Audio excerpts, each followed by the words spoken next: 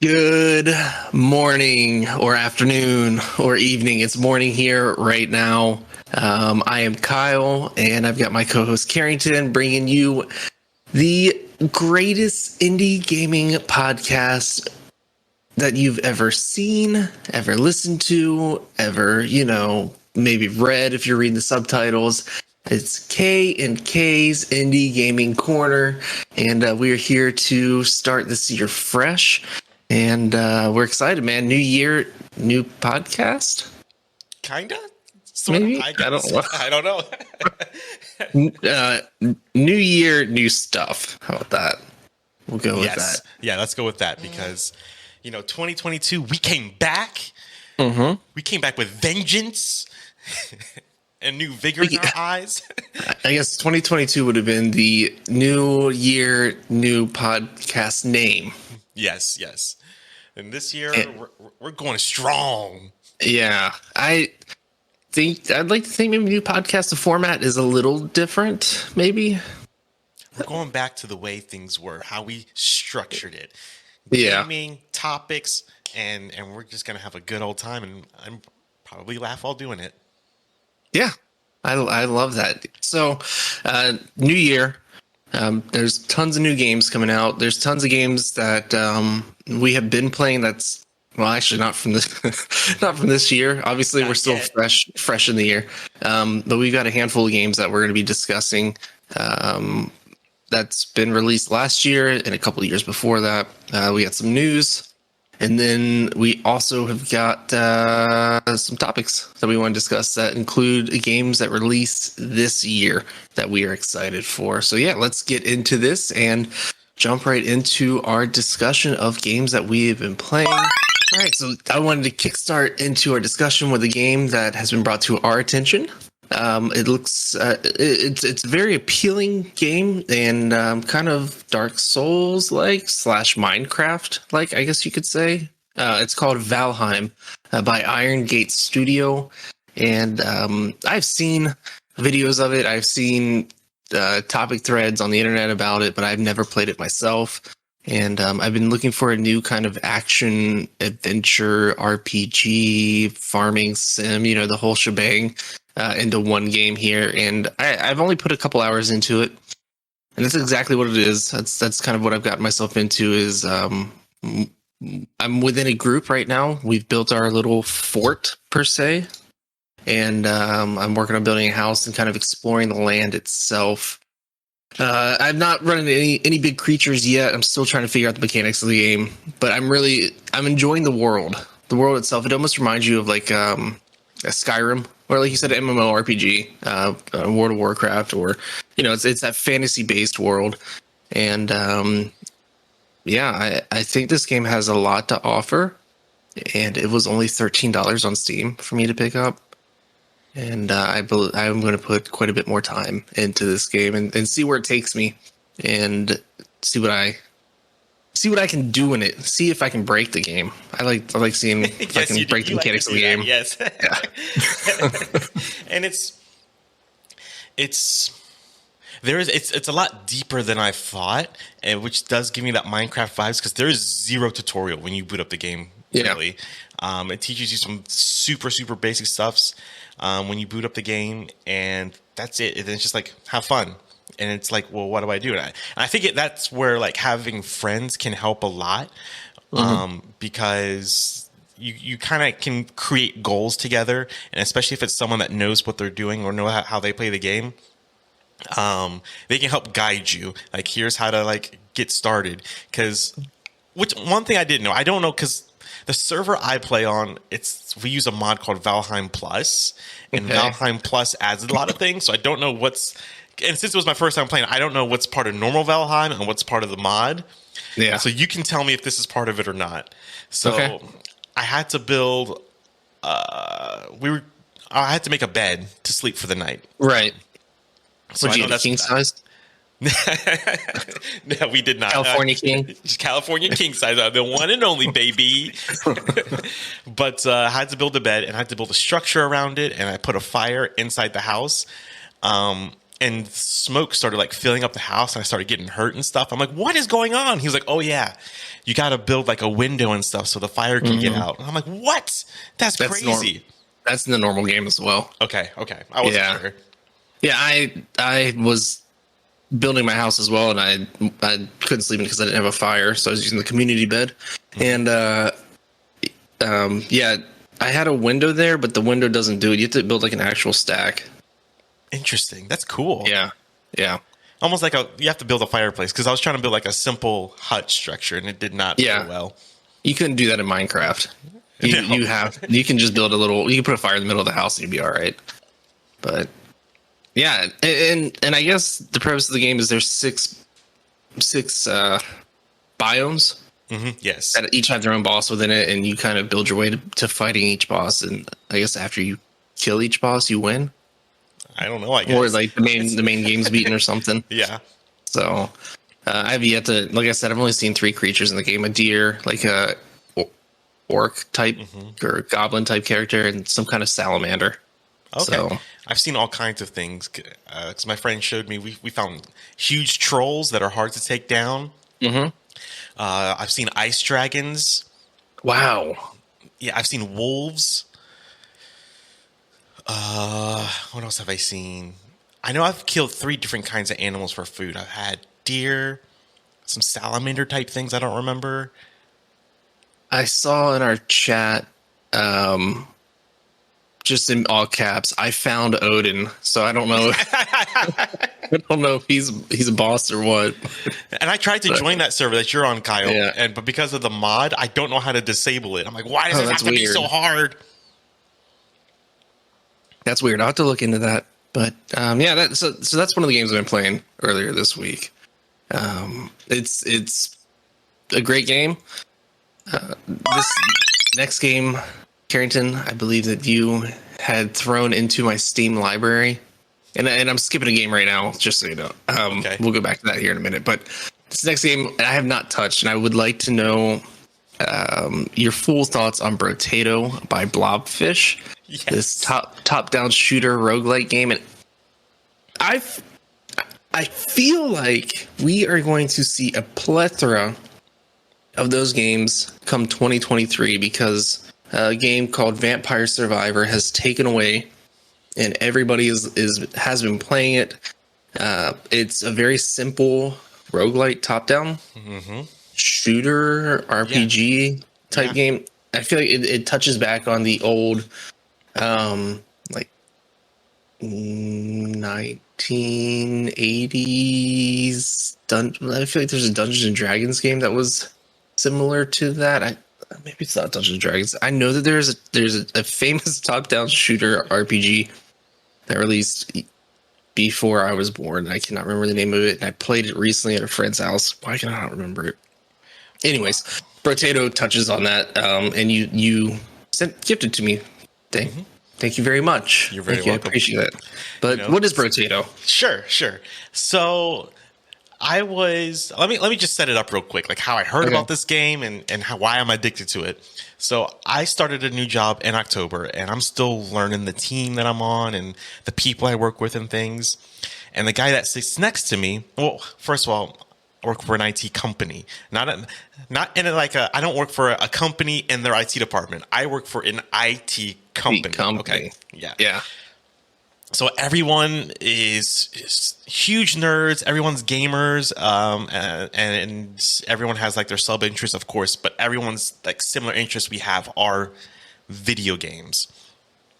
So the guy that sits next to me, he's a little bit older, but he's still, I feel like he's going to be like you and me in like 20, 30 years. Like he's got a Steam Deck, and I hear him playing stuff all the time at his desk. And so, of course, we were talking about just games that I've been into, that he's been into.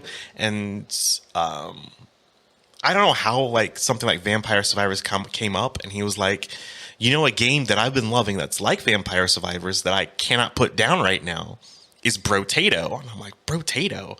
Like, I think I heard about that. So he whipped out a Steam Deck. He showed me Brotato, and I'm like, I'm buying it right now. And this was a couple weeks ago. As of this recording, this was a couple weeks ago. And because thanks to the lovely Steam sale, it was instead of $5, it was $3. Oh wow! Hold on. So $5 is already a good deal. Yeah, $3 is an incredible deal. I think because when I bought it, it was our Christmas break basically. So I bought it and then I had 4 days to myself.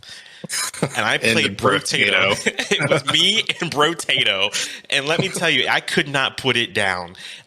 From the time, I think I put almost 20 hours into it across those 4 days. Wow. Yeah. Easy. I did that easy without even thinking about it. So you could basically give us a full-on review of the game. Basically, I finished my because it is roguelite. So the way the structure works is you pick your character. There are different kinds of potatoes. Kyle, I know you can't see it right now, but the gameplay footage is showing like it looks beautiful. Like yeah. Look at this. This is incredible. And so you pick your character, and there's like something like 20 different characters. They're all different kinds of potatoes. They all do have different stats and different things like that.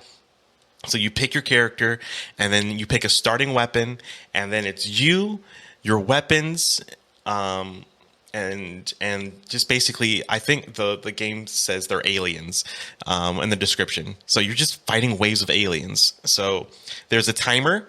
Each wave is different. So sometimes it's 30 seconds, sometimes it's 60, sometimes it's 2 minutes. And you're supposed to just survive 20 waves. The 20th wave has a boss. That boss will be random. And once is it you a get potato peeler?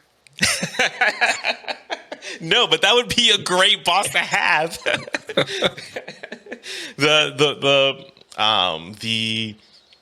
I've only seen 2 bosses so far. I've gotten to the boss level, which is the 20th wave. I've gotten to that like 4 or 5 times, beaten it twice now.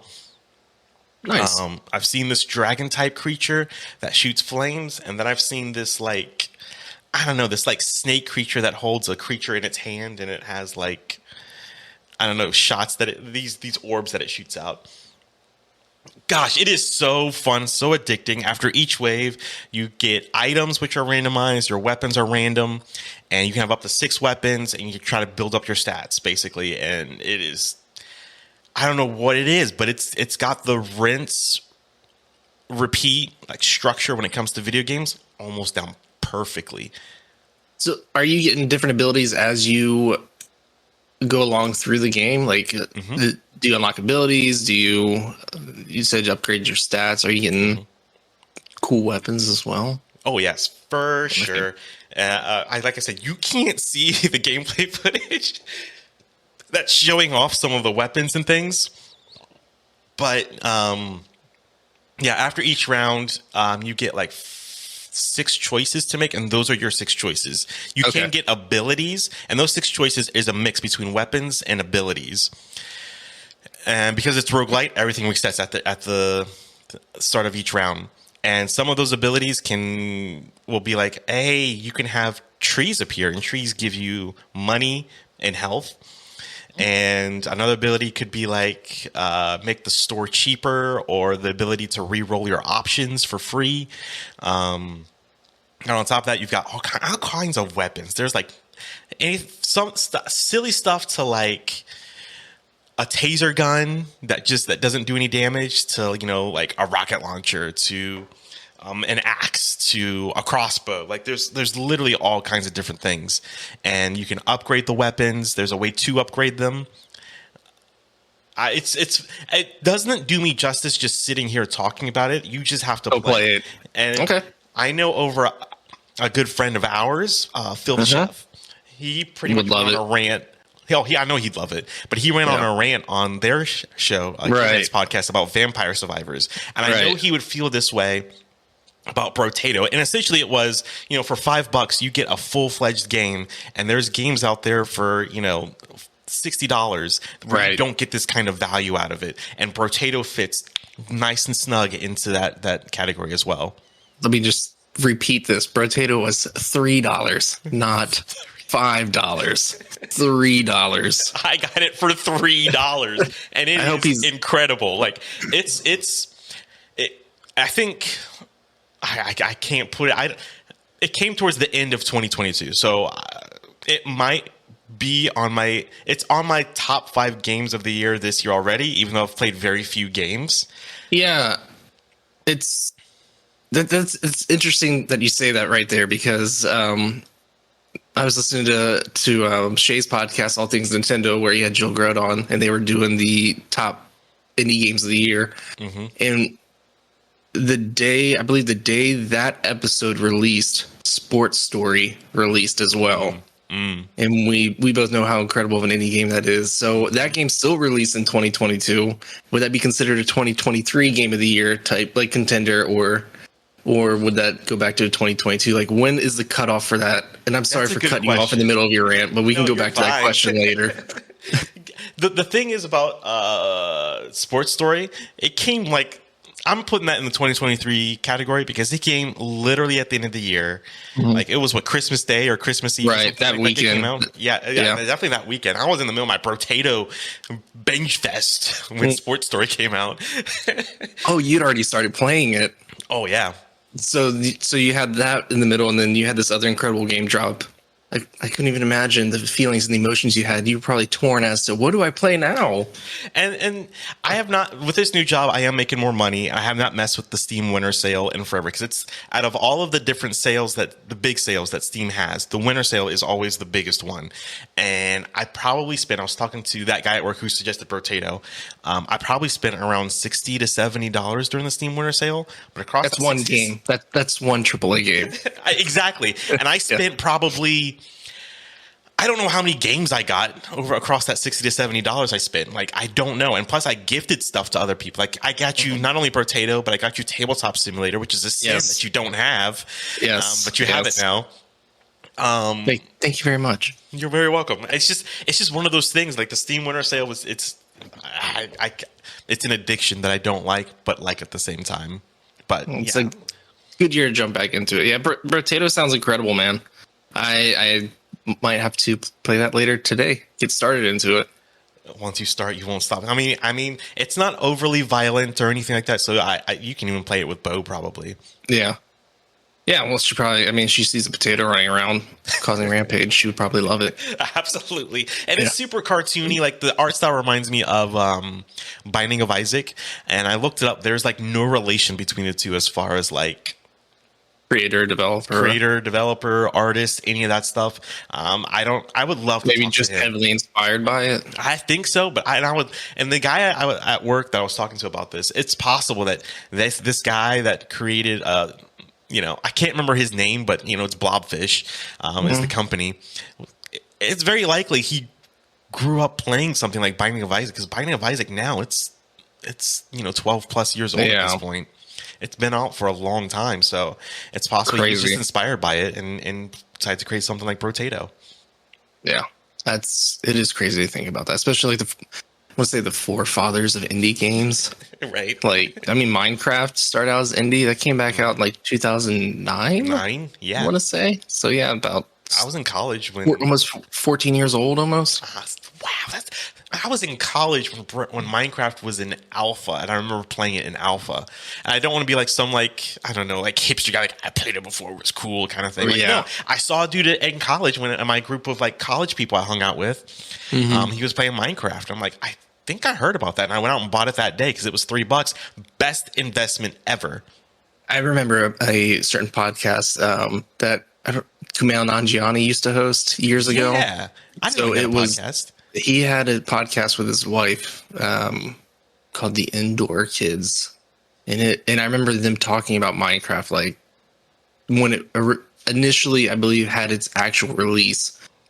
They were talking about it and how it was such a cool game. And there's something in that discussion they had, like his wife was talking about, I just like going and running around in the wilderness and just hiding under rocks whenever monsters come out. Like, it's a creepy game. And then now you look at it and you have teams of people building cities in the game, and the evolution of Minecraft and where it's come to. Honestly, that would be a good topic to talk about. Now you say, because I have cousins through marriage that I'll play games with from time to time, and Minecraft is the equalizer because I mean, they're still like mid to late teens because it's 3 of them, mid to late teens, and they have their group of friends, and it's so a great equalizer of people of all ages to kind of just get together and game no matter who you are.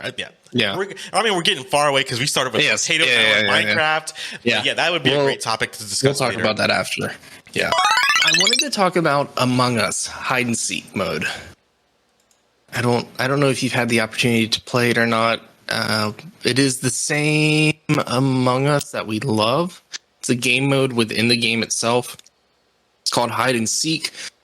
You've got up to 15 players playing, 14 crewmates, and you can only do one seeker. And as you're going along through the game, through the rounds are a lot shorter. There's no meetings. Everybody knows who the killer is in the game. Crewmates are trying to get objectives done quickly because these matches are timed, and the seeker is trying to kill crewmates as they go along. The twist is there is no cooldown time. Maybe like 1 second, and the killer is running on a rampage, killing people as they go along, or killing crewmates as they go along, and you have to kill everybody within the time limit. And if you don't, you lose. My experience with it, it's been an absolute blast. I have yet to play it with people that I know, and I think it would be a lot of fun. But as the seeker, you do not get to vent. Crewmates vent, and they have to hide. And it's where I feel like the classic mode is very structured and very you kind of tiptoe your way around as the killer. Hide and seek mode is pure chaos. Like just an all-out massacre, and it feels pretty good to be in the shoes of the seeker and get out there and find everyone. Your field of view is very limited.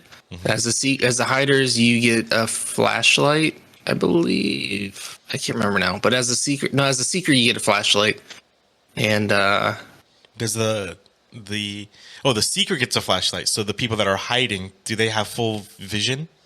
Can't remember off the top of my head if they do or they don't. But I know as a seeker you get a flashlight because there's times where after I've been killed, I'm following the seeker to kind of see how they play, and there's times where I as when I'm dead, I can see the entire map as he's running around. And I'm wondering, like, why is he not going to the people that are hiding there in the corner? How does he not? I can see him. He cannot, obviously. Right. I love it, man. I think it's a great mode. It changes things up for the game. And it's like I said, it's short and sweet matches. And we are in a time period of life where people's attention spans are so short. Yeah. With media, with gaming, and this game fits right in there because matches don't last any longer than like, I don't know, 3 to 5 minutes. That's not bad at all. No. I have not played it yet, but it sounds like a fun time because I didn't know about it till you put it on our list of things to discuss. I had no idea this was even a thing because I have not paid attention to Among Us news. It's been a while. Yeah. But I do know it's just funny how this little indie game that's been out since 2018, I think, just blew up over the past couple of years, and it's incredible to see its journey. That's another topic maybe we could discuss because I watched Knives Out and Glass Onion, and there's an Among Us reference within the first 10 minutes. Oh, really? Yeah. I have to check that out. It is. My parents watched the first night. Never mind. We're gonna go down that rabbit hole too. Yeah. But it's just funny and incredible to see like this game just start out as this simple little game, it blow up, and the developers have decided to try and like still update it and take care of this little baby of theirs. And I think I'll check this game out or this mode out for sure. The game's going strong. Like it's still a big game. The community in the game is still fantastic. There's tons of game modes that are you want to load into the game itself. You have options of different matches to jump into. It's good to see the support there still, and the game deserves this support. I mean, it's a one of a kind game, in my opinion. There's no other games out there like it. I mean, we do have asymmetrical, multiplayer games, but this one is definitely different. So I agree. good. Especially I haven't played Gary's Mod in forever, but the hide and seek in there, I love it. And I think Among Us just kind of takes it to a whole different, like takes inspiration from it and still twists it on its side, and it does well for itself for sure. It's an update too, so it's not DLC. You're not paying anything extra for it. It's literally in the game. So if you are still playing Among Us, if you have not played it in a while, I highly recommend getting a group of friends together to play it, or if you solo play online, jump into the game. You'll enjoy it, and yeah, it's a quick game. Our last game up for discussion. I love this game.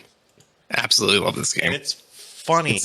This game is old. I know, but this is the oldest game we're talking about. Yeah. It's been out for quite a few years. And I remember hearing about it on Game Informer podcast because Kyle Hilliard talked about it when it first came out. Okay. I want to say it's called Gris. Gris. Because my mom, when I was talking to my parents about it yesterday, because we were in the stream when I streamed it on Friday. Right. My parents were in the stream. My mom told me it's French for gray, the color gray. Gris. So I think. Oh, that makes sense. Gris. Yeah. Yeah. Wow. Okay. I like that. That flew right over my head. Same. I had no idea. I'm like, oh, that's an interesting, different name. We need to go to your mom about any kind of gaming pronunciations, any words. But yeah, so the game is, I was going to call it Gris, but that's the American coming out of me. So sure. So yeah, Gris, developed by Nomada Studios. It's a beautiful platformer that you dive into different stages of grief, which I feel like it doesn't it doesn't touch on that heavily. You can get through the whole game and kind of just enjoy the experience itself. But it is a beautiful hand-drawn game. The animation is so incredible. You play as a girl that at the beginning loses her voice, and you're kind of on your journey to find her voice, almost like a rediscovery journey of herself as well. And when you lose your voice, the color in the world is sucked out. And you start out with the color Gris. Yeah, absolutely. The whole world is gray and void of life. And that's the two things that jumped out to me, I will say.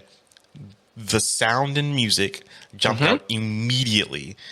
And the animation, like it's the hand-drawn animation. The animation is absolutely beautiful. Gorgeous. And it reminds me of two different games that we've played in the past and talked about on the show and kind of put them together. And I'm talking from the aspect of themes and storylines, not gameplay. Right. I just want to make that very clear. But it reminded me of Rhyme because Rhyme went through the stages of grief. And you go through basically the same color stages, I guess, of grief in Gris. And the exact same order as Rhyme does. The exact same order.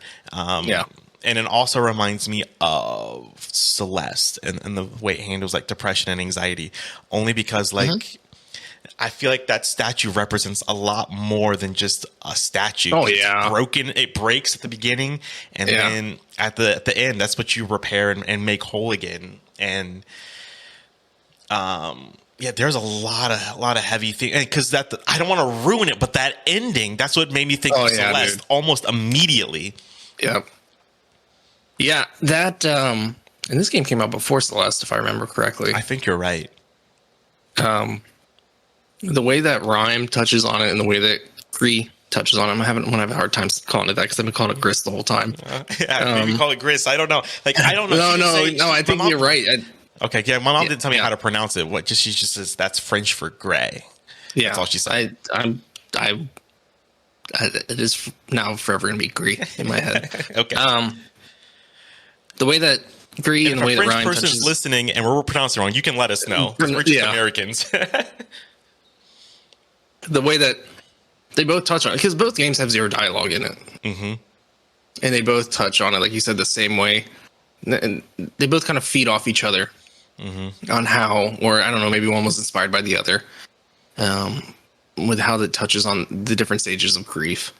And I think for both games to cover such a heavy topic without any dialogue is incredible. I remember when I first started the game, there's not a whole lot of games that you can actually feel the emotions of the character in the game. This game, I just remember like feeling heavy, feeling kind of the emotions that our main character was feeling, and the way that she falls to her knees at the beginning of the game, and you kind of just see her breathing, her shoulders going up and down, and just taking in those breaths, man. Like there was something about that I was just like, oh my gosh, I feel this weight on my shoulders now, and you want to help this girl kind of get back on her feet and get to feeling how she did before she lost her voice. Yeah. And it's a powerful game. Yeah. It really is. It is a game, but to me it was more of an experience because it's not super challenging. It's not like you're sitting there scratching your head or, throwing your controller across the room because you're having a difficult time. It's not bad. It's an experience. And I think it's an experience that everyone should try. If you're let me take that back. If you play Call of Duty, if you play those games, you're probably not going to appreciate this game for what it is. At least I don't think, because you're probably looking for more of a challenge. But if you appreciate indie games, if you appreciate the story within indie games, if you appreciate, what's the word I'm looking for? Not uniqueness. It is a very unique experience. But if you appreciate the emotional impact that a game can deliver, then this Gris is the game that you need to try. You've got to. And the thing about it, I paid $4 or $5 for it on the eShop. That's what I did. Yeah, $4 or $5. Yeah. And it's funny because I gifted you this game also on Steam. I think. Really? Did I? I don't think so. I don't think so. Okay. Maybe you did. I don't know. I was buying and gifting games to friends. Yeah, you weren't the only friend I gifted games to. It was just buy stuff and gift it out. But when I bought it, I'm like, maybe we could talk about this. And you were like, and you sent me a screenshot of the review you did for a magazine that you're writing reviews now for. And I'm like, wow, you already talked about it. Let's go. So you had the chance to finish it then? Yeah, I finished it late last night. And that ending is powerful. The way that Rhyme's ending is powerful, and the way that Celeste's ending is powerful. And it's funny because when I finished it, it was 12 o'clock at night. I'm tired. I'm dead tired. Had already been up all day with basically the family, and I'm like, I just got to sit and finish this game before I talk about this with Kyle on the show, because I said I was going to finish it. I can finish it, and he says it's not long. Yeah, you weren't kidding. It's not long. I would put it in around the 2 to 4 hour experience. Right. Rhyme is in probably like the 6 to 8 hour. So the two games talking about basically the very similar things and go about it also in a very different way. And you're right. Gris it's not hard at all. You can probably beat it in one sitting, and that's what puts in an experience. There's probably not much replayability to it, unfortunately. No. But the impacts that it'll have on you will last probably much longer. Yeah. Yeah, and again, it's only $5. Yeah. Or at least it was only $5. I think it still is. I don't know if it's on sale for $5 or if the game itself is just $5. I don't know. But either way, winter sale, I paid a couple bucks for it. Either way, it's worth the time. I mean, you buy a movie ticket for $15 now. This game is longer. That's a good point. That's a very good point. A movie ticket is anywhere between $10 and $15, and you're probably gonna pay, if you pay popcorn and stuff, that obviously makes it go up higher. Yeah. This game is you can beat in the same amount of time you can watch a movie. And it's much cheaper. Yeah. Yeah. So pick it up. Do it. Yeah. And I had the opportunity to write the review for the Patch magazine. And it's it's it's a powerful game. Powerful game. So I loved every minute of it and every couple hours of it. I just can't stress enough like how gorgeous that animation was, and I just we got to do like some sort of spoiler podcast about it or something, because that ending, I don't want to spoil it for people that are listening, because it's that good, and it's just that impactful. New podcast, new year, new podcast, new year, new segments. We'll do that. There you go. So maybe we could do like a little 10-15 minute spoiler cast. So yeah, that's Gris by Namada Studios. And it is on Switch, PC. I want to say Xbox. I want to say it's on everything. Like PlayStation, Xbox, Switch, PC. Yeah, I think it's on everything. So pick it up. You'll enjoy it. Definitely enjoy it. If you're listening to this podcast, you know the games that we like, so you'll definitely enjoy it. Okay, so we wanted to do more kind of news related stuff and gaming related, like gaming related news stuff. There's not a whole lot that I've written down for this week, except for one thing, and it's not really indie related, but it caught my attention when I was looking through Twitter. And so Arcade 1UP, they're doing the cabinets, and they're doing a Wheel of Fortune cabinet. The grandma inside myself wants that so bad. When you put it on our news segment, I'm like, all right. So I looked into it. Like, that actually might be fun. I don't know why. When I was a kid, my grandma had you remember those little handheld games you could buy at Walmart for like, I don't know, $30? And they were all just, they were digital, but they look like, your digital calculator. Well, she had a Wheel of Fortune. I remember putting time away into that game. And enjoying my time with that. So when I saw Wheel of Fortune cabinet coming out as a arcade cabinet, I thought, man, I could spend a lot of time playing that. And I love those. I still want an arcade in my house. I still want that. And those cabinets, some are, I would say, kind of expensive, but you can get them on sale. I picked up the Simpsons arcade cabinet for $200. That's it? Yeah. I mean, that's. I think an arcade cabinet. I'm thinking thousands of dollars. Right. Most of them are around, I want to say $400 to $500. But for the Simpsons, it's 4-player cabinet, so we can all get together and play through the game itself. And it's also got the bowling in it, and I love it. It's inspired me to want to get a few more and kind of have my own arcade. A little arcade in my house. Maybe this will be a new addition. There's something nostalgic about walking in a room and hearing all those noises going off at the same time. Absolutely. That's just why I like 16-bit here in Cincinnati so much. And Columbus. There's one in Columbus, and I think there's one in Cleveland. But that's why I like 16-bit so much. I mean, yeah, sure, it's a bar, but you walk in and you have people playing pinball. You've got noises going on over here, noises going on over there, and it gives you just almost that like nice nostalgic feel of walking into an arcade.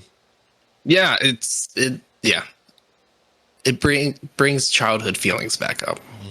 It makes you feel warm and fuzzy inside. So, yeah, not a huge news segment, but I needed to shout that out because Wheel of Fortune games are just they're good fun games, wholesome games, I guess you could say. And shoot, I forgot what I was going to say about arcade games also, like, it makes it easy to try and get into and pick up when you have a couple of friends over, even if they're not gamers. Everyone's gone to an arcade at one point in their lives and played arcade games, and it just kind of brings this connection to just a very broad general group of people, and it's always a good time with arcades. Couldn't agree more with that. Anybody can put a beer in their hand or what your beverage choice is and kind of sit back and enjoy playing some arcade games. All right, welcome back. We're going to talk about our the future of 2023. We're going to talk about our top 3 indie games, as well as maybe the one AAA game that we want to see released this year as well. So let's just get right into it. I'll be surprised. At least I think one of our indie games will cross over. I believe I had that feeling when I wrote this down too. Same. I definitely had that feeling. So actually, do you want to get into it? There's no, I guess, specific order of going into what we want to see released, but just the games that we personally want to see and want to get our hands on. Absolutely. Now, because for those that are probably watching the show, I had gameplay footage of the games we're talking about. I don't know what Kyle's picking, so I didn't download. I don't know what he's saying. Yeah. So we kept it a secret. So I'm not having gameplay footage come out for the games I chose. However, the first game that I'm looking forward to in 2023, that is an indie title. As soon as I saw it, I said, yes, I got to have it. I got to play it. Lightyear Frontier. That's my first game. I knew we'd have at least one. I'll talk about why I want it and how you can talk about it. But I mean, it's just one of those games. Like as soon as I saw it, I'm like, it's farming, 3D farming plus. It reminded me of Stardew Valley, but in mechs, and it's 3D. And what more could you want in a game? Honestly, and they seem that I follow them on social media, and with every update, I'm like, I need this now. I need this now in my life. Yeah, that's exactly how I feel. I've been keeping up with them on Instagram and watching their what they post on there. Farming, mechs. For me, one of the biggest things is it's multiplayer. So you can team up with your friends and explore a distant planet and find out what's inhabiting and oh gosh, why can't I say that word right now? What is living on the planet and farm. And it's a beautiful game. If you've not looked at this game, if you've not heard of this game, I highly suggest that you go and look at the trailer.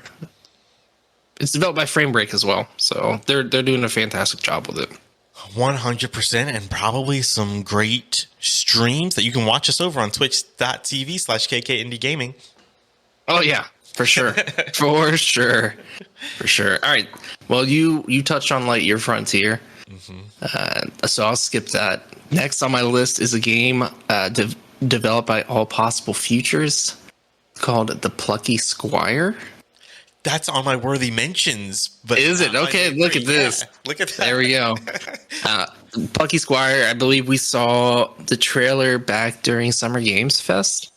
It was either Summer Games Fest or the Nintendo Indie Showcase. I can't remember which one. It was during one of those back earlier in 2022, and it's beautiful. The way that I take the game is that is presented to us in a storybook form. The trailer, you kind of go into this kid's room, you go to his desk, there's a storybook, opens up, and introduces you to the Plucky Squire. And the game starts out as kind of a 2D platformer, and then the game breaks. It breaks out of its elements. So we touch on 2D platformer. It goes into a 3D mode where the character jumps out of the book and kind of runs around the world of the kid's room. The thing that sticks out to me most about the game is I feel like it touches on multiple genres of gaming, because there's a segment where it looks like you're kind of playing in the mode of Super Punch-Out. There's a segment where it kind of looks like you're playing through a mode of maybe like Contra, where it's a side-scrolling shooter. There's also 3D platforming that's brought out into the game. You jump onto the side of a coffee mug, I believe is what it is. And it reminds me of Mario Odyssey, where, you jump onto the side of an object and you kind of jump and you kind of play into a 2D world platformer style game. And I love the different elements that this game is bringing from what I've seen. And it's set to release 2023. I hope we see a release of 2023, because I really, really want to play this game. I agree. It was on my worthy mentions only because the other three I have, it's not to like put down Plucky Squire or anything. It's just there's just so many good games that are coming out this year It's just hard to pick because you said pick three, and I'm like, man, it's hard to narrow it down to three. And the animation for Plucky Square, it looks amazing and gorgeous. And I remember the trailer because it kind of starts off with just kind of like, oh, this looks like a simple 2D platformer, and then it just kind of just breaks out of its shell, like you were saying, and it's just like, okay, now I'm sold. Yeah, it's bringing something different than what we've seen in any game previously, I think. So, what's your next one? So I'm a huge fan of Sega. I've made that very clear, very well known. You know, Sonic is one of my favorite games, or characters rather, franchises. And Sega has a little known franchise called Jet Set Radio.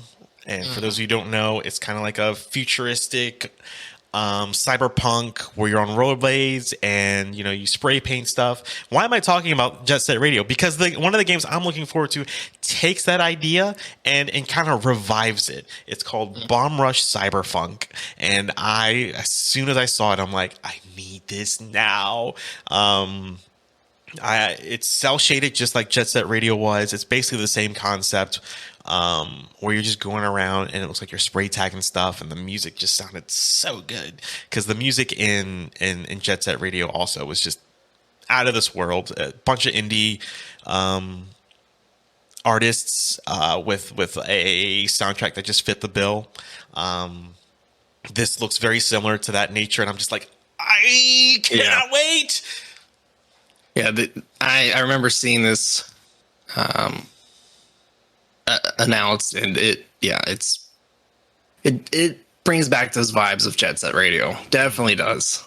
It's a beautiful looking game, and I think it touches outside of rollerblading as well into some other sports, I believe. I think so, and I'm hoping so. There's not like too much on. That's one thing that I'm hoping to do with a show like this is to encourage like any developers to give us like more updates, because if it's a AAA title, it feels like there's a new update almost every day about a game. Like I know everything about my AAA title I want to talk about today. I know everything about it. The game's just not out yet. Whereas these indie titles, like you might get a trailer and it's like, oh, it's out, and like there's no like updates in between. Yeah. That's you make a solid point there. But yeah, I definitely want to see more about that game. I want to play it too. It looks definitely unique to any games that we've played this year, the last couple of years, and I feel like we haven't seen a game like that since Jet Set Radio. 100%, and it's got its nice cult following. Jet Set Radio does. A lot of Sega franchises have their cult followings that Sega just doesn't take care of, and Jet Set Radio is definitely one of them. One of them. Yep, totally agree. My last pick by a little known studio called Geometric Interactive. It's a game called Cocoon. Okay. It's not my I don't pick this one either. Cocoon is being developed by the same people that have had their hands on Inside and Limbo, two games that are very dear to me. And this game is different looking from those. If you've played either one of them, you know they're darker games, side-scrolling platformer, puzzle platformer games, and they have darker themes. And they are beautiful in their own way, very atmospheric. The sound design for those games are incredible. So I went back and looked at the trailer for Cocoon, and same theme, same incredible sound design to them as well. But the gaming is different. The style is more of a 3D top-down style of a game. So that kind of threw me off a little bit, and I'm a little on edge about it. Will I like it? Will I not? But I trust the developers because they've done such an incredible job with their games previously that I'm sure they're going to deliver something that will be memorable to me and make me feel all the feelings of weirdness that I felt in Limbo and Inside as well.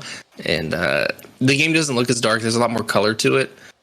But I remember at the end of the trailer, one of the trailers, you do see this larger like entity that gives you those same weird vibes. Like, what's going on here? Mm-hmm. I need to know more about this game. So, Cocoon is set to release this year, and yeah, it's a fantastic looking game.